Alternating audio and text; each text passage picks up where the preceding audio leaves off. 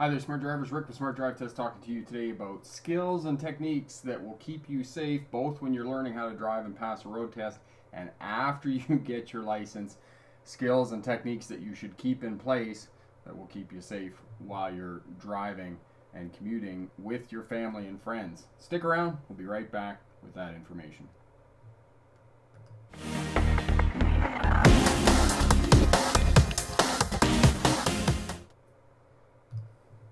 Hi there, Smart Drivers. Welcome back. Rick with Smart Drive Test talking to you today about driving habits that will keep you safe, especially in summertime with increased amounts of traffic and things that you need to do, things that you need to keep in place, things that you learned during your license that you may think, oh, I don't need to do that anymore, but you should have that and keep that in place to keep yourself safe. So Bricks for Wheels here. That's Corey. He's from Winnipeg, Manitoba. He is the moderator. Travel and Gaming. Colin is here as well.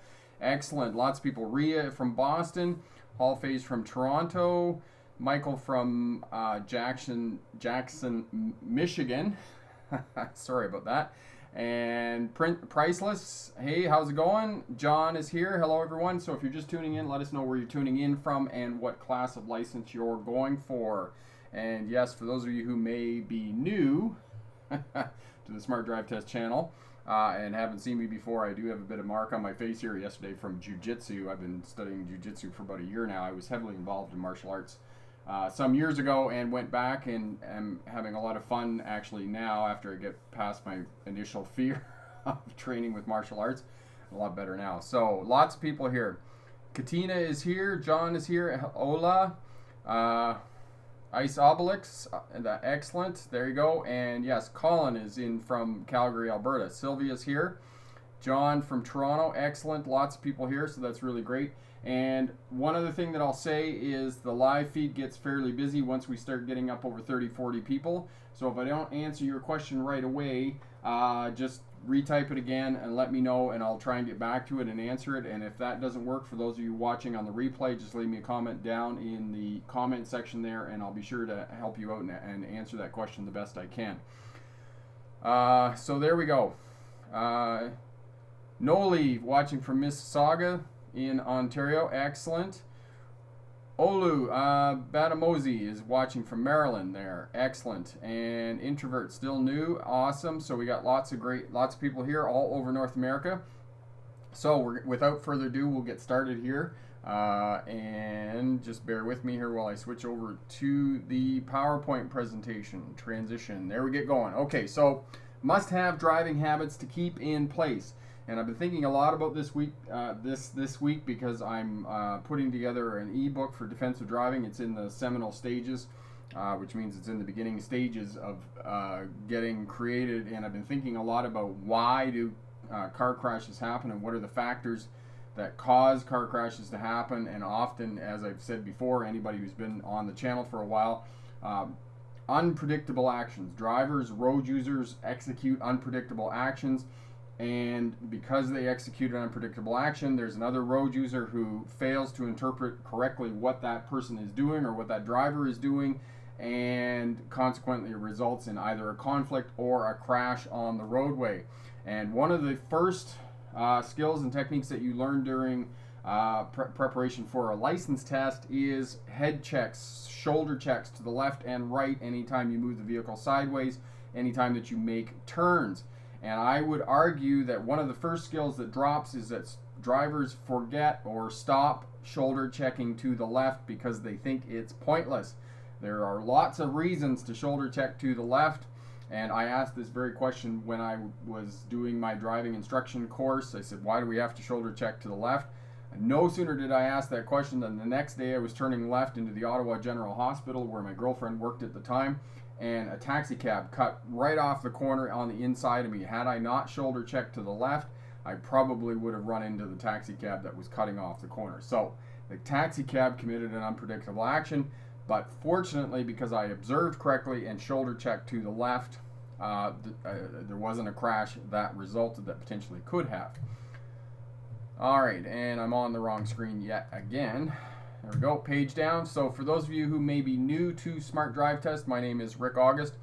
I was a truck driver through most of the 1990s.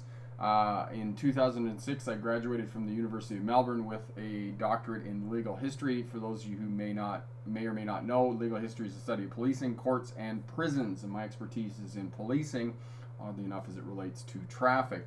I became a licensed commercial driving instructor in 1997 with an expertise in air brakes. I've also worked as a driver rehabilitation specialist, working with people who have lost limbs, people learning how to drive with hand controls, people with learning disabilities, with brain injuries and those types of things, and help them all to return to driving. And during my university years in Australia, I drove coaches for Greyhound and for one of the regional bus lines there. So I have a wide array of experience in terms of what I've been doing. And as I talked about in the introduction here, predictability, being predictable on the roadway is going to keep you safe. And I believe that predictability, according to a set of road rules, according to a set of to driving culture and what I call social driving, is going to keep you safe. And one of the first things that I advocate for new drivers who just got their license, don't do this while you're practicing for a road test, but after you get your license, keep up with the traffic flow, because the traffic flow is going to be slightly higher than what the posted speed limit is.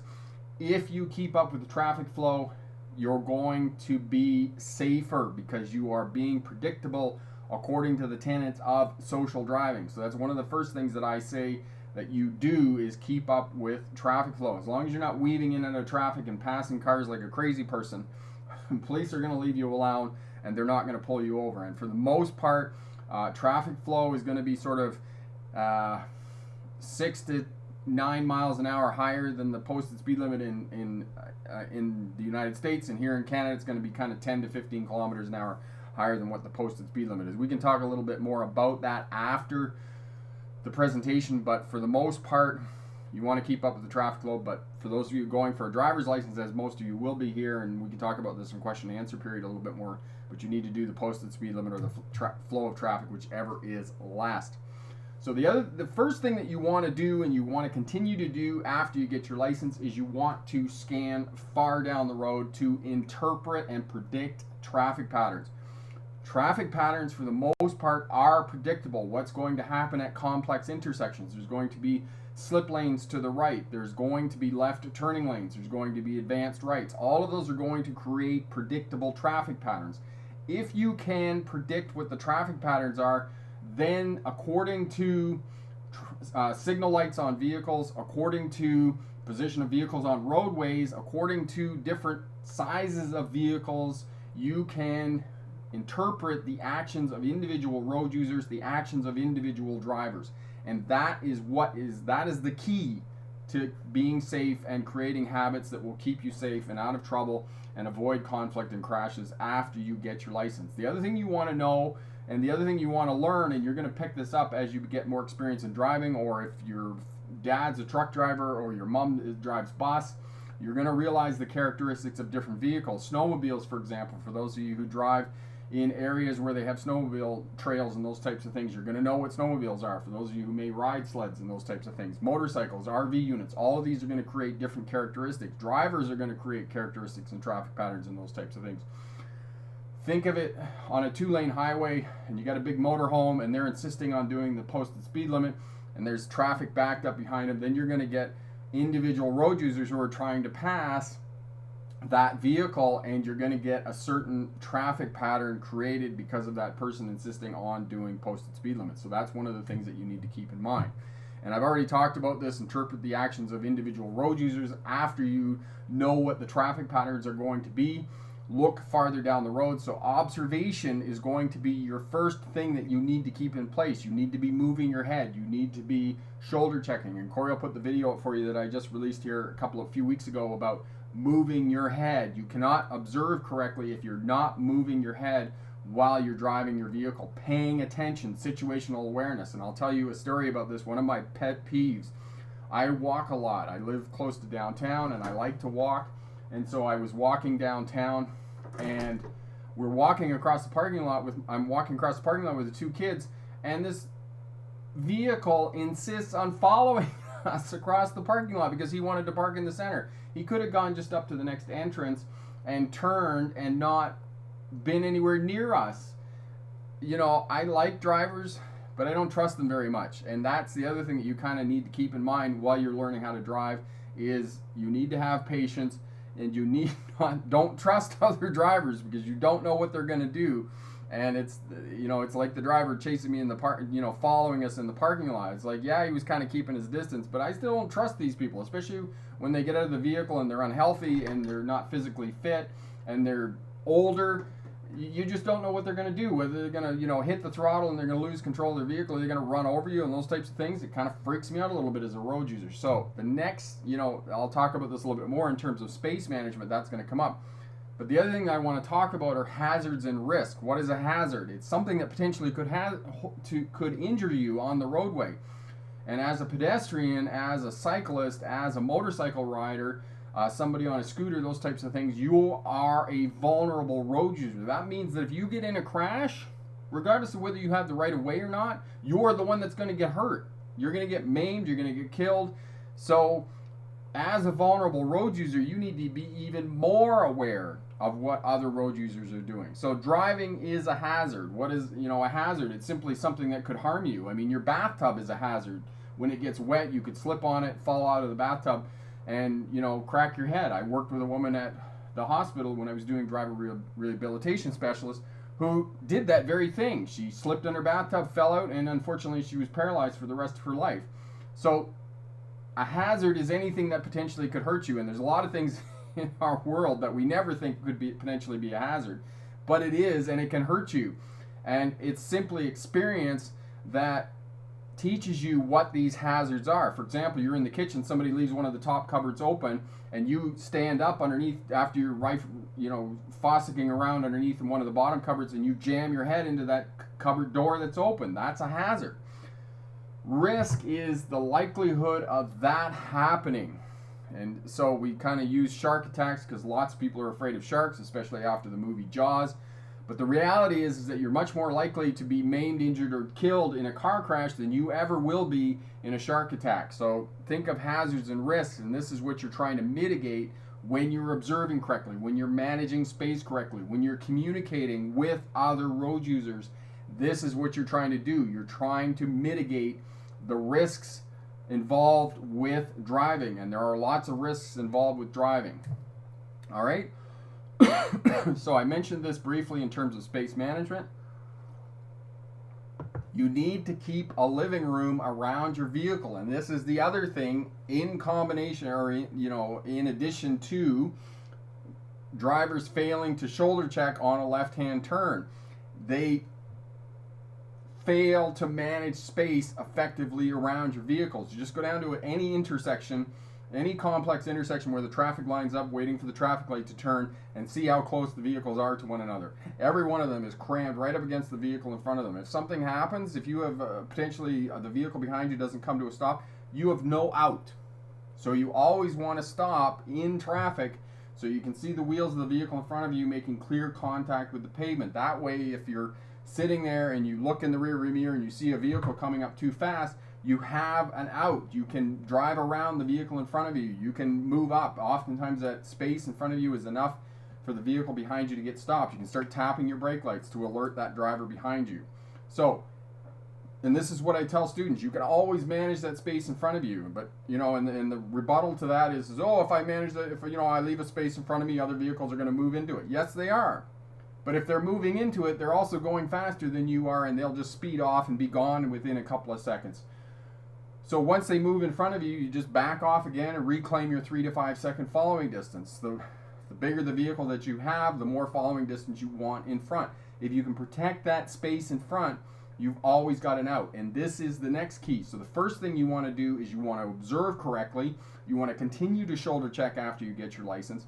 And you want to manage space around your vehicle, because as I tell students, if you're not near anything, if you're not near other road users, it's less likely that you're going to collide with them.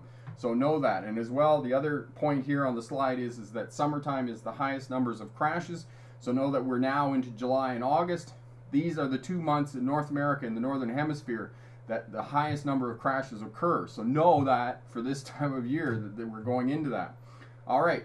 So the other thing that I talk about, and I've beginning to this idea is beginning to formulate in my mind is that last week when I left a comment about, you know, observing correctly and communicating with other drivers, one of the response from one of the viewers on the channel was that, oh, when other people aren't around, I don't use my signal, I don't communicate.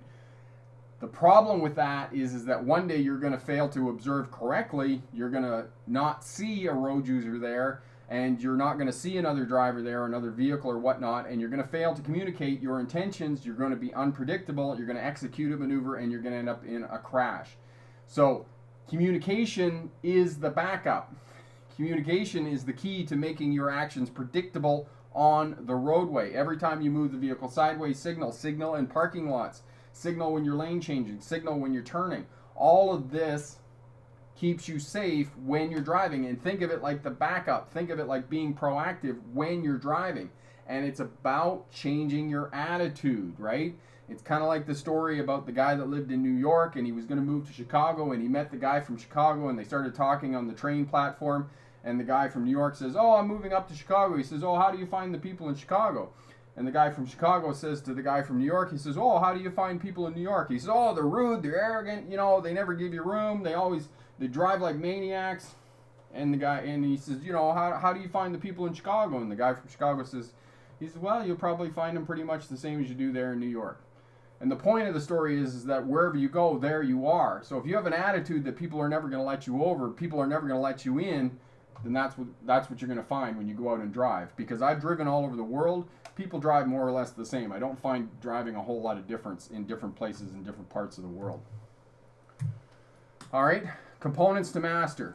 So, observation, communication, space management, speed management. These are the 4 components of driving. These are the 4 components that you need to master for the purposes of passing a road test. The 4 components you need to master to be safe while you're driving for the remainder of your driving career after you get your license.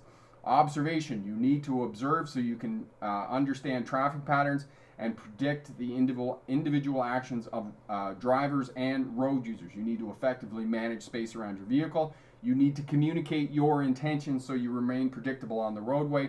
And then, of course, you need to manage speed so that you can manage space. Those two work in tandem. And as I said at the beginning, after you get your license, keep up with the traffic flow. And unfortunately, for much of this with driving, as with many things in life, it's experiential. You need time behind the wheel. You need to practice and develop the habits that will protect you. And for those of you who are younger, you're going to be coming up against the 4 Ds all at the same time. And, you know, traffic authorities haven't sort of figured this out yet and haven't trying to segregate and move these things apart from one another. So drinking, driving, dated, and now we have distracted driving. Cell phones and those types of things. And actually it was kind of interesting because I've seen the pictures on Facebook of young people sitting at a table in a restaurant or whatnot, and they're all looking at their phones and not talking to each other. And then this morning I actually had that experience. There was 3 young males sitting beside me at the restaurant where I was having breakfast with my daughter, and they're all on their cell phones. So it's experiential, and communication and observation are going to keep you safe in tandem with space management. So good luck in your road test, and remember, pick the best answer, not necessarily the right answer. And we'll just switch over here, just bear with me, and we'll answer any questions that you have about getting a road test and those types of things. So Corey's got lots of the videos up for you. Jaden, hello my old friend, how are you, and how is life in Florida? And thank you for the super chat, that's awesome. Thank you, Jaden, so much. Okay, all right, Tim is here. Hi Tim, Hall phase. Yes, especially on freeways, they do drive above the posted speed limit, and Hall phase will definitely know because Hall phase lives next to the 401, sometimes called an expressway, a raceway. The posted speed limit on the 401 highway and the 400 highways there in Ontario is it still 100 kilometers an hour? I think it's still 100 kilometers an hour. Most people do 120 kilometers an hour minimum on the 401 highway there in Ontario. Okay. Okay. Jonathan. Yes, and that is an excellent point of what Jonathan just said.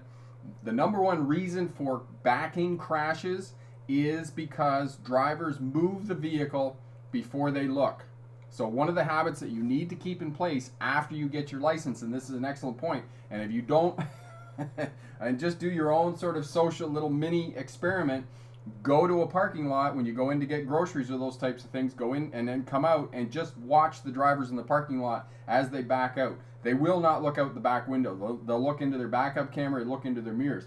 You need to keep in mind that if you just look in the backup camera, you look in the mirrors, there's lots of blind areas around your vehicle that you may not see pedestrians. So look first and then back up, okay? All right. Focus on the road. I know my mom, she's always looking for something when her car is moving. Yes, you need to be moving your head. You need to be observing the whole time that you're looking. You need to have those scanning patterns in place, because you'll find as you get more experience, and I am guilty of this too, I make mistakes when I drive, that you will begin to follow the other traffic. If you're sitting at the traffic light waiting to make a left-hand turn and the turning lane goes, you're going to just follow that traffic out into the intersection. It's important to keep yourself vigilant, to keep yourself aware of what's going on in the intersection and around the intersection, and before you enter the intersection, to scan the intersection thoroughly before you enter the intersection. And as well, a couple of years ago, I was helping a woman get her Class 4 license.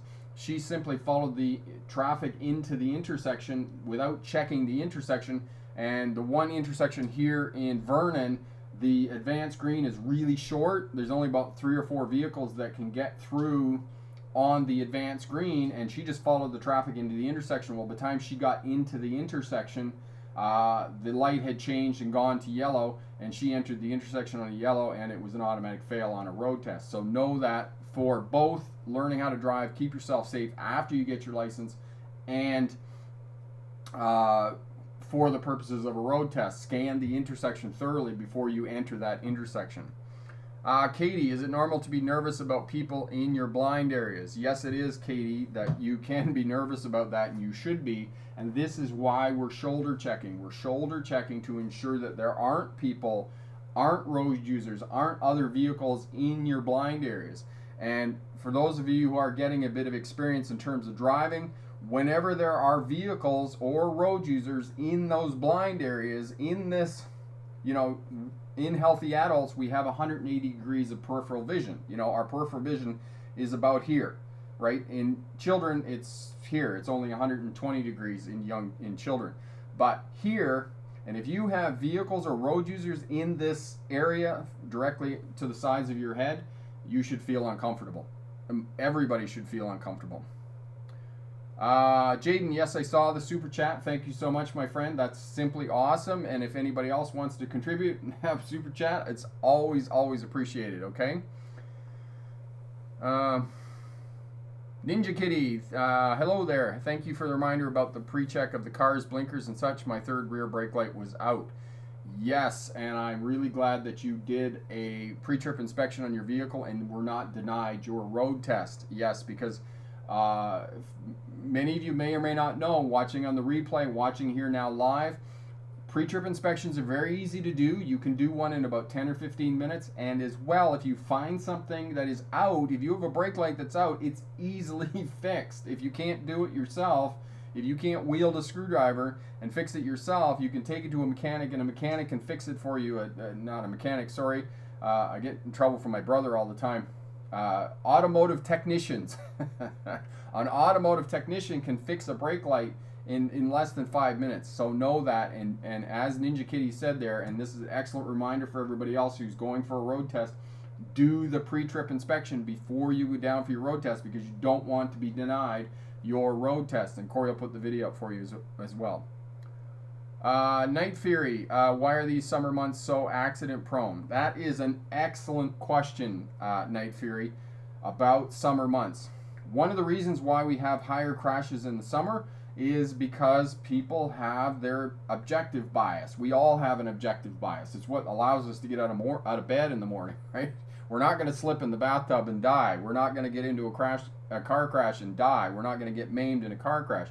So because we have clear roads, we have moderate traffic, and we're usually within 20 minutes of home, people tend to drive faster, they drive more aggressively, they follow too close, and those types of things. And these are all contributing factors to car crashes. The other thing about summer months is that there are more people on the roadways in the summertime as well. A lot of us are camping, a lot of us are out on holidays and those types of things. I would argue that there's a higher use of alcohol and drugs and those types of things. People are inebriated, people are tired, fatigued, they're driving late at night, those types of things.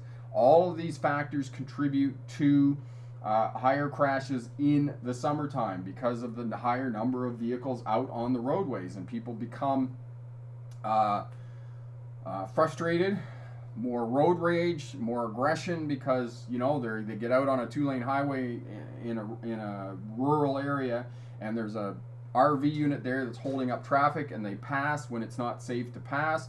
So people execute unsafe maneuvers, which contributes to higher number of crashes. All right, excellent. Okay, and Frederick is here from Odense, Denmark. That is simply brilliant. Okay, and one other point that I was going to make escaped me. Okay, but more crashes in the summertime, more people out, and those types of things. Maybe it'll come back to me what I was going to say there. Radio, UPS taught us to use the 10 commentary points, the 5 seeing habits. Yes. I am not familiar with those, Radio, but they're probably similar to all the other stuff, and I would be interested. Maybe you could send me just a quick email, rick@smartdrivetest, and just give me those, because it's interesting. You talk about the 5 seeing habits as well. If you look at the Smith Space cushion system and the 5 tenets of that, 4 of the 5 are about observation, and observation is key, right, in terms of keeping yourself safe, predicting traffic patterns, predicting the individual actions of road users. All of that will keep you safe while you're driving. All right, AJ, could you make a video, or anyone, could you please give me tips on switching lanes during rush hour or crowded driving times? Yes, AJ. There is a video here, and Corey will get that up for you, on changing lanes, and it's quite a good video. It's a little bit longer, but there's a lot of good tips. I take you through the city. I give you some advanced driving tips about other vehicles on the roadway, because here in Vernon, British Columbia, we have a lot of logging trucks rolling through town on both Highway 97 and 27th Avenue. So I'll give you some tips about that as well, and about changing lanes both in the city and on the highway. And actually, I was trying to move back over to the right-hand lane, and somebody went in on and passed me on the right-hand lane. So give you some tips about if that happens to you as well while you're driving. Jane, is there any reference point to know from a driver's perspective how to approach a vehicle when parallel parking? Like, how would you know that you have 3 feet distance between the 2 cars?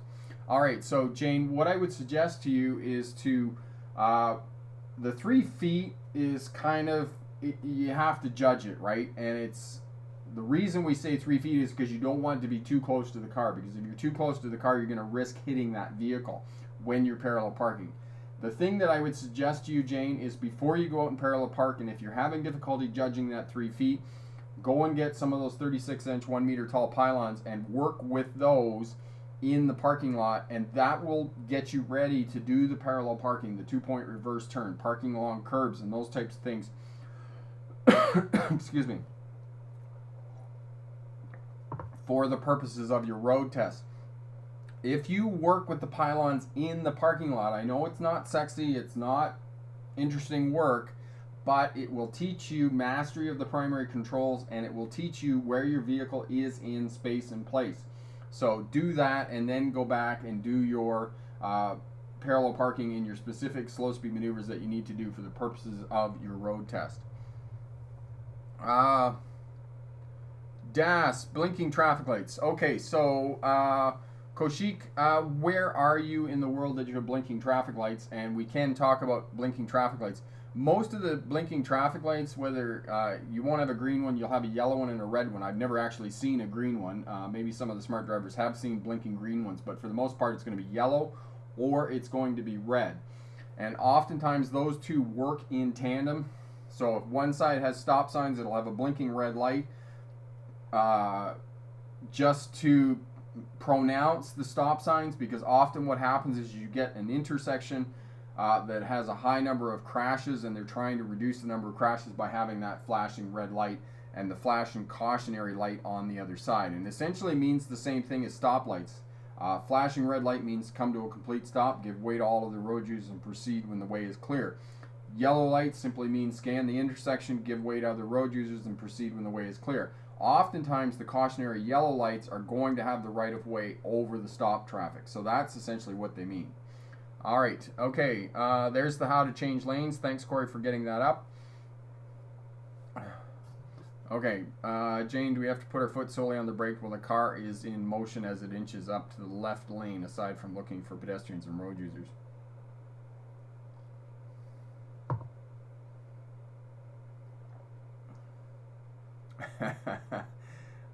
Yeah, Jonathan, I don't think that self-driving cars are coming. According to Elon Musk, they were supposed to be here by the end of the year, so I don't think that's going to happen. I think Elon Musk is figuring out that it's much more difficult to build cars and sell them on a large scale than he initially realized. Test of time is now beginning to show that Teslas aren't as reliable as people would like to have them be reliable.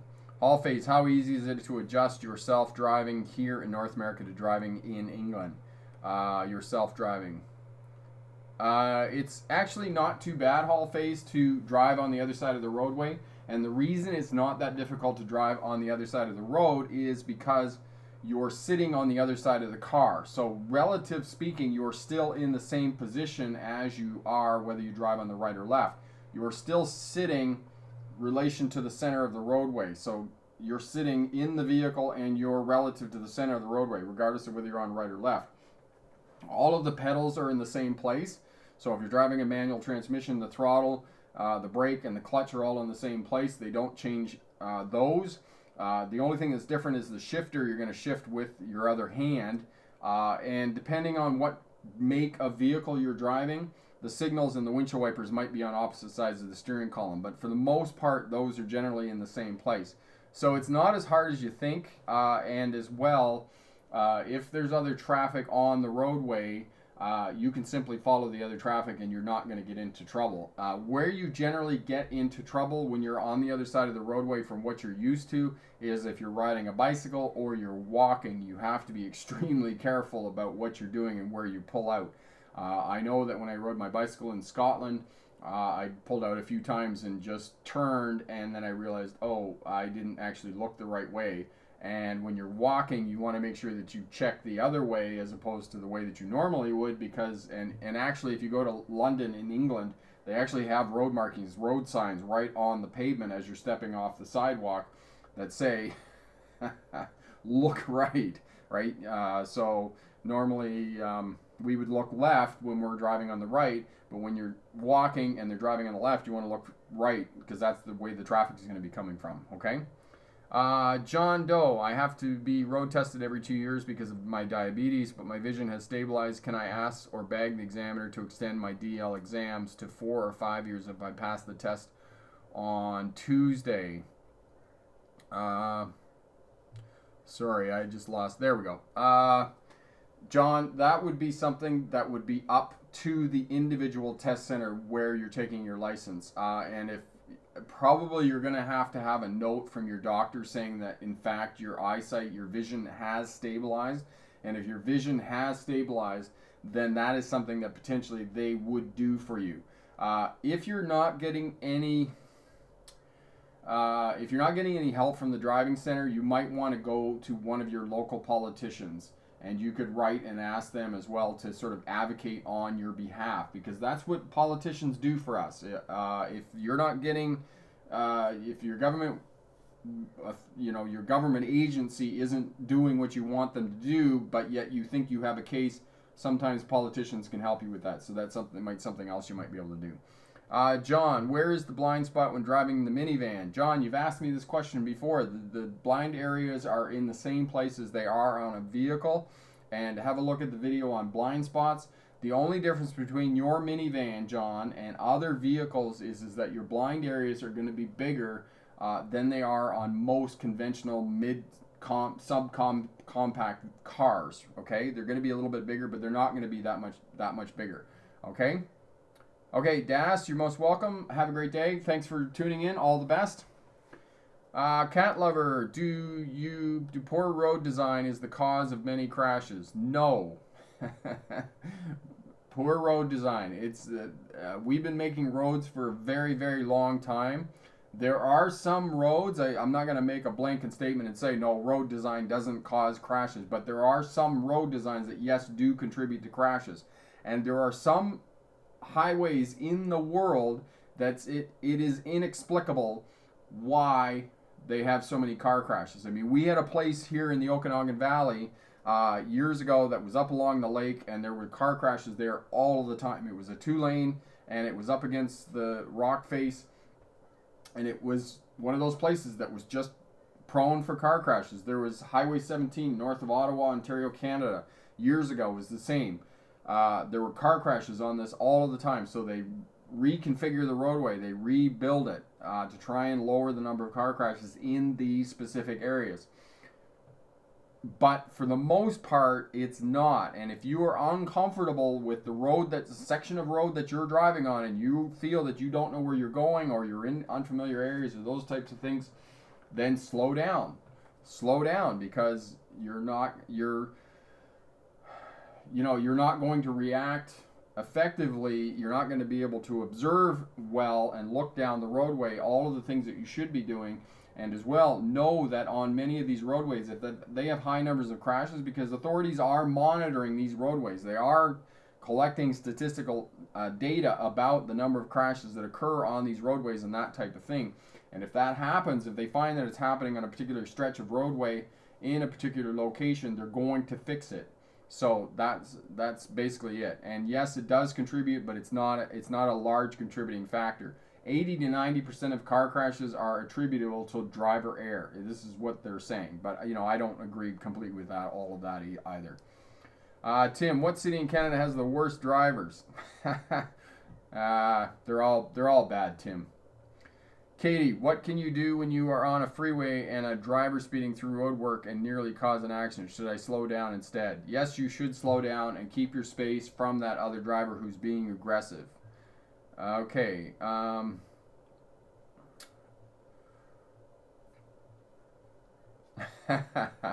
Excellent. Jane. Yes, excellent.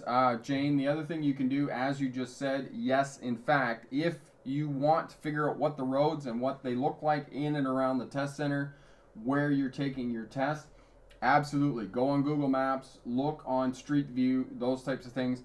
Drive the streets in and around. You can, and as well, know that for the test center, and this is an excellent tip for those of you going for your road test, those watching on the replay, that when you go for your road test, yes, figure out how far 10 minutes out from the test center is and back, because for many of you, your road test is going to be about 15 or 20 minutes. So you can only drive out 7 minutes and then drive back 7 minutes, or out 10 minutes and back 10 minutes for a total time of your road test.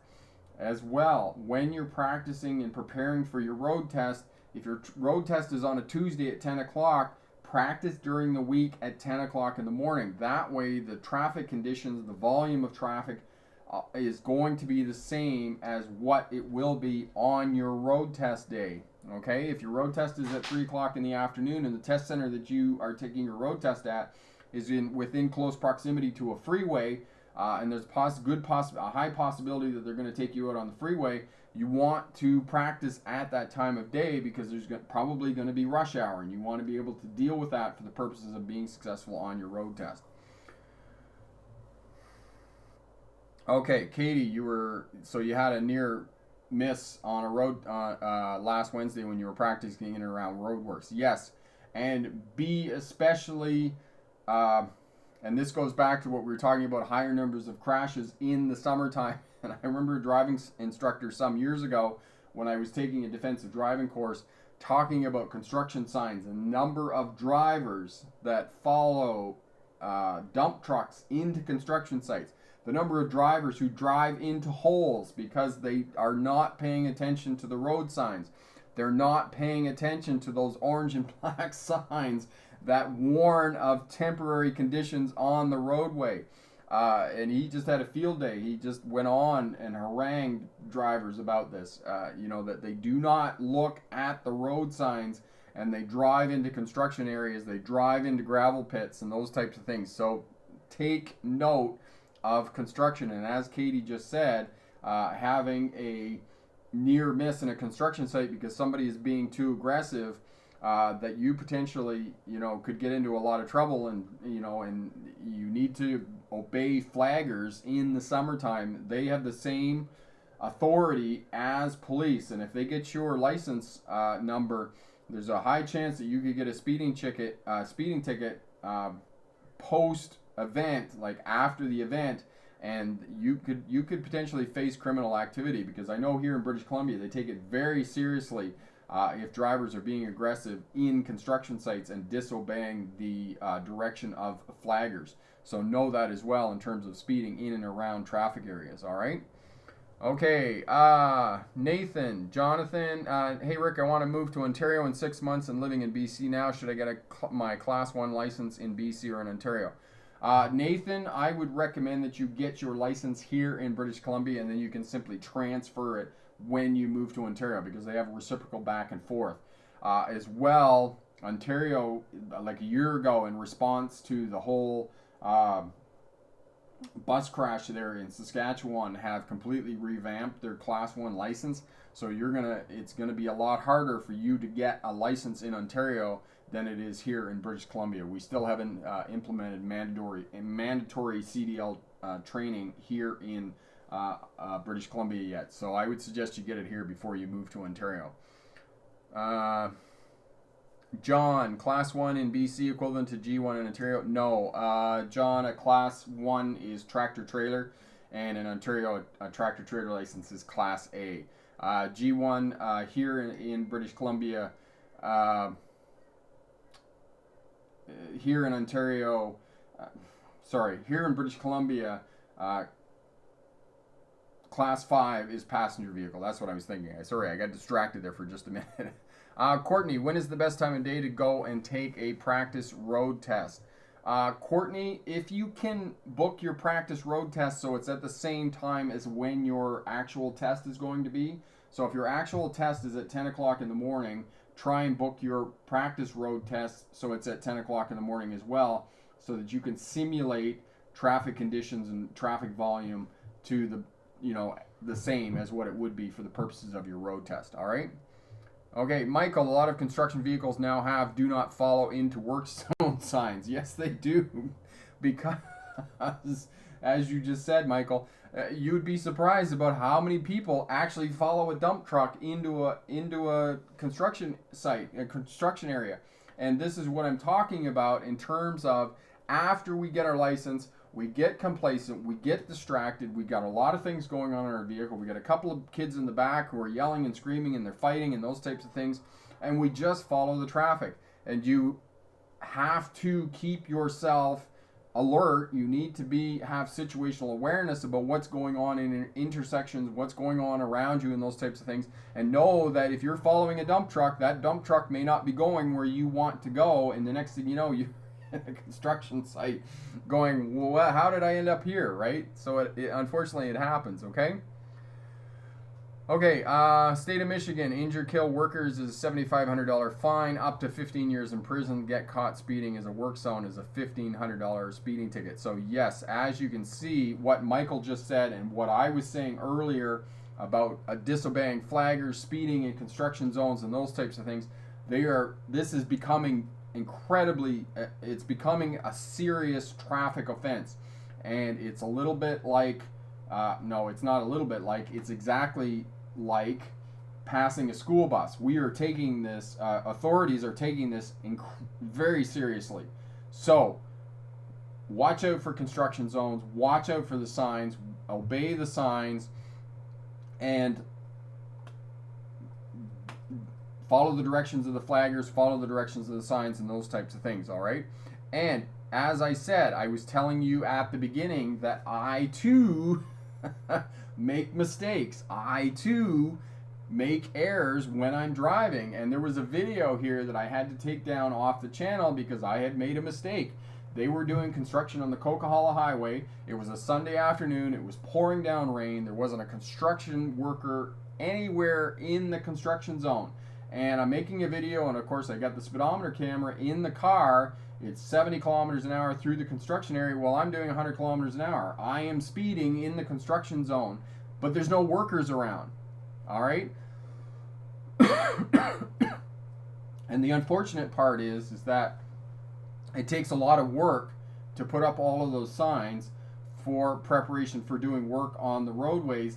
So even on weekends, even on Sundays, those signs are still in effect because they don't take them down even though there aren't any workers in the construction zone. And I think one of my suggestions to fix that problem is that construction zone signs should be applicable when workers are in the area, because if workers aren't in the area, the sign shouldn't be applicable.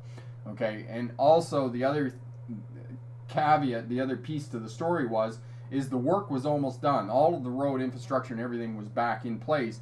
They were still just doing a bit of work along the side of the roads, finishing up and those types of things.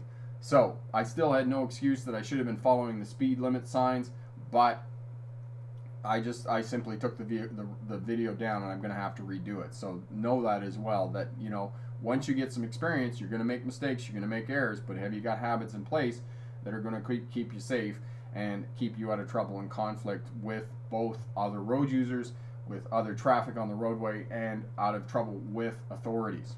Okay? All right.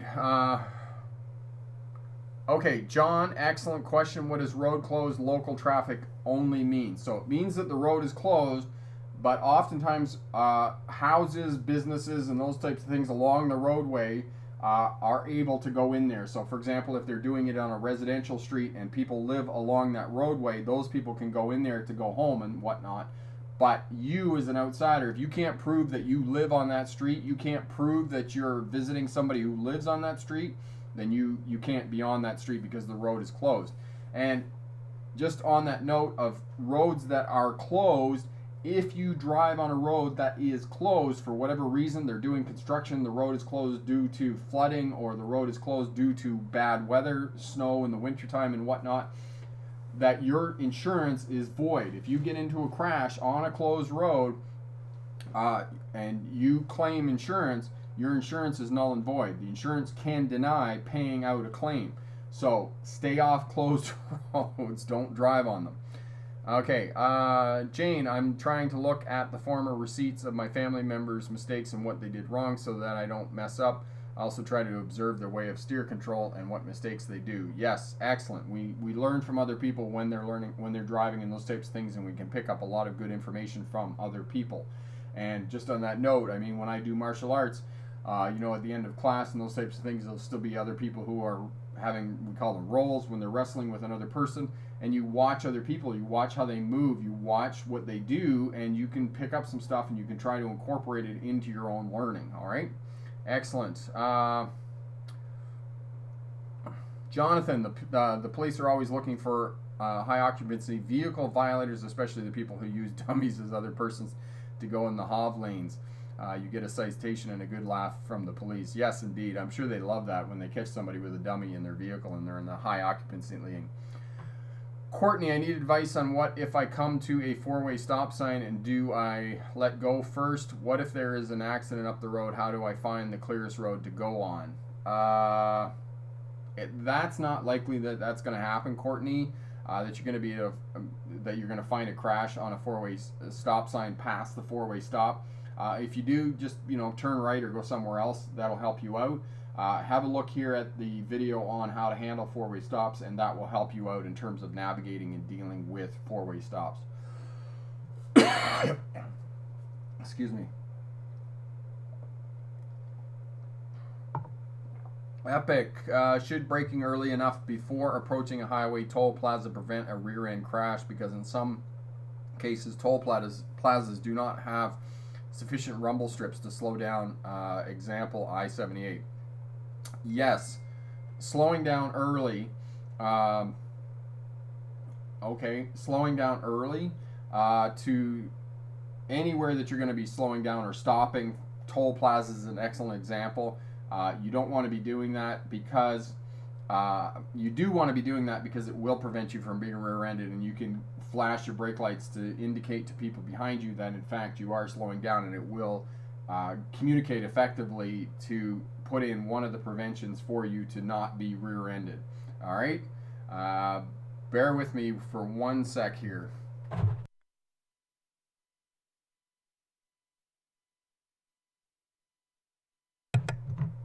Sorry about that. My daughter's texting on the phone and it's coming through my computer and dinging. So anyway, I had to do a bit of parenting there. So anyway, we're getting near the end here. We're just wrapping up. Introvert forever. Also be calm if you can to deal with people with road rage. Just drive away whenever as fast as possible. And that is excellent advice, Freddie, that yes, it's not a matter of if you're going to have road rage, it's simply a matter of when. And when something happens, whether it's road rage, whether it's a driver being aggressive, whether it is, you know, somebody cuts you off or whatnot, you need to take a breath and you need to say, well, that happened. Okay?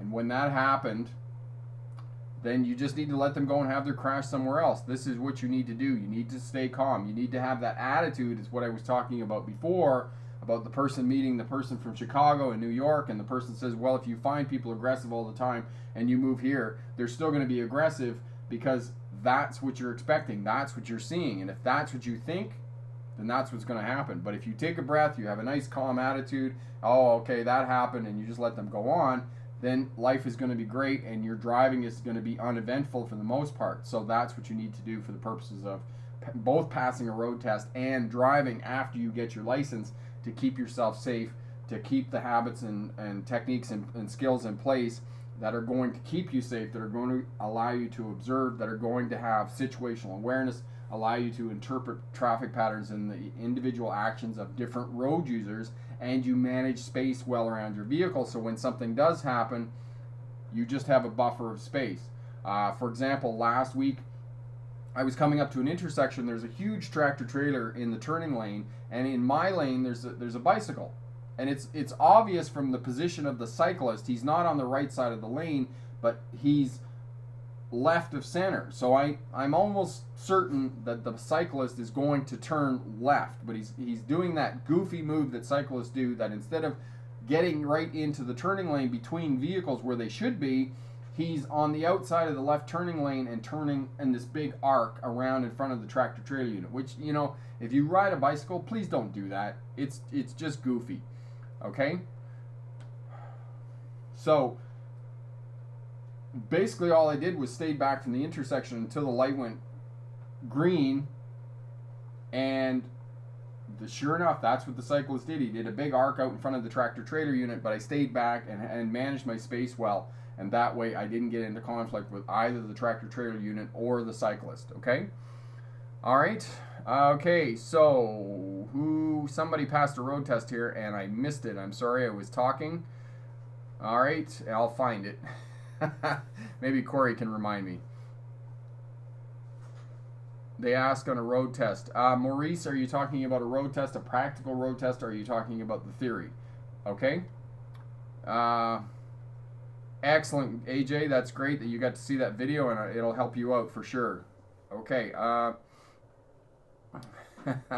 Yes, Freddie, that's great. Awesome. Okay, insurance companies make profits. Yeah, that's an understatement. Okay, John, a road goes from 40 to 25, but no more speed sign until T intersection. When does 25 end if no signs are there? I think it's a school zone.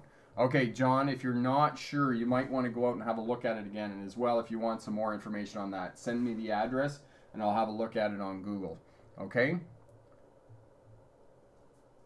Yes, and you can pick up dash cams, and as well, if you go over to the website, Smart Drive Test website, I have a click for Amazon, and I now have a store on Amazon, and there's a dash cam on there that you can pick up. I think it's about $40. It's a great dash cam, and you can pick that up and put it in your vehicle. Justin, there you are.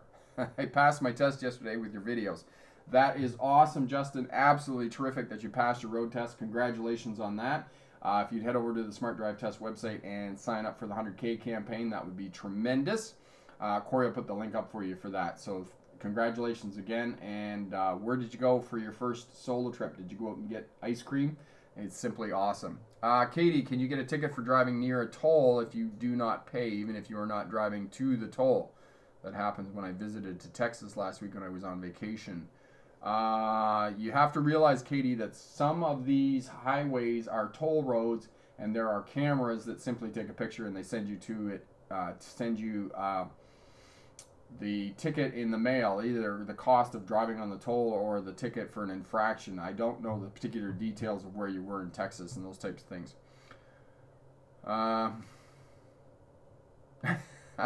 Hall phase, is there a way to see the video you took down?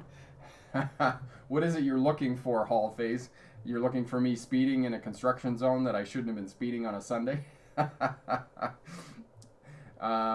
Yeah, I think I made it unlisted, so it's still sort of available. It's the one on driving in the rain. I need to make another one on driving in the rain.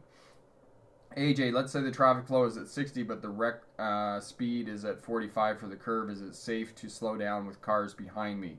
Okay, so the recommended speed. These, AJ, are simply cautionary signs, and you don't have to slow down to that speed limit.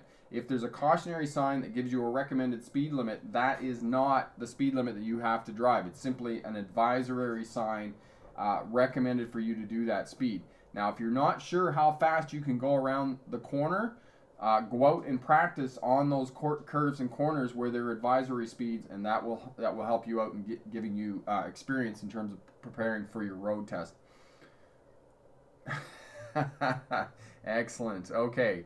So we're just finishing up here. We'll just answer a couple more questions, and then we'll wrap it up for the end of the day here. And as well, be sure to head over to the Smart Drive Test website and get your, actually we want the defensive driving checklist. There's also a driver's license checklist as well, but you can find the defensive driving link down in the description there. Vlog, can you lose your license for parking on the wrong side of the road? You won't lose your license, Vlog, but they do take a dim view when you park on the wrong side of the road. I know that is part of the culture there in the UK and whatnot, but you're not going to lose your license. At least I don't think you should lose your license. I mean, unless you're cursing and cussing the police officer and whatnot. Ninja Kitty, your parallel park technique works wonderful. I am a driving mentor and showed that to my students. That is awesome. I'm glad we could definitely help out, and that's really great that you're helping somebody else to drive. My hat's off to you and giving up your time and helping somebody else to learn how to drive. Awesome. And the fact that you're here on the channel getting the information that you need to help your student have the best information possible to pass his or her road test. Congratulations. Thank you so much for doing that. John, when making left turn in a road test pedestrian on crosswalk, do we need to wait for the complete walking from one end to the other before making a left-hand turn? John, when you're making turns, left-hand turns, the person needs to be across either the center line or the roadway. It depends how many you are. Have a look at the video. Corey will put it up for you. Pedestrians and crossing, and that's another video that I'm going to redo. I'm going to start redoing some of these videos. I think I can make better videos and give better education for you, so we're going to do that. Excellent, Ninja Kitty. Congratulations. Sovereign citizens. Hall phase, I don't know what that term means. Maybe you can send me an email and we can talk about that. Hall phase, roundabouts safer than T intersections? Yes, absolutely. They're safer than T intersections. They're safer than conventional intersections and move more traffic through an intersection per hour of time and those types of things. Okay, so we're just going to wrap it up there. So everybody that's passed a road test in the last couple of weeks, congratulations on that. Thank you so much for contributing to the channel. For all those here on the live stream, thank you for your questions and queries. It makes it really great and awesome on the live stream. And for those of you watching on the replay, everybody hit that thumbs up. Let us know where you're tuning in from in the world and what class of license you're going for, what we can help you out with. We'll do the best we can to answer your questions and queries and help you be successful on passing a road test. And remember, pick the best answer, not necessarily the right answer. Have a great day. Bye now.